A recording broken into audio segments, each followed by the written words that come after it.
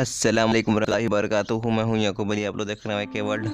नाज़रीन किराम, आज की इस वीडियो में हम बात करने वाले हैं दुआ है बरहत्ती शरीफ हिंदी भाषा में सीखें।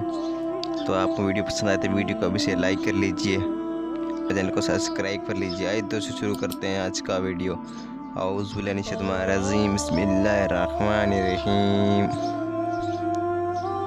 दुआए बरहत्ती शरीफ।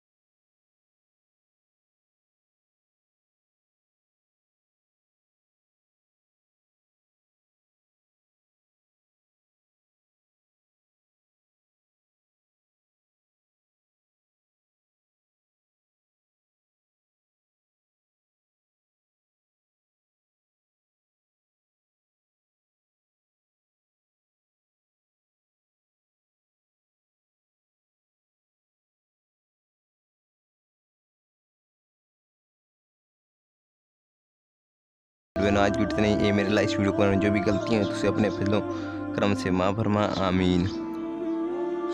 दुआओं की गुजारिश। अस्सलाम वालेकुम रहमतुल्लाहि वबरकातुहू। मिलते हैं इंशाल्लाह एक नई वीडियो साथ, तब तक के लिए अल्लाह हाफिज़।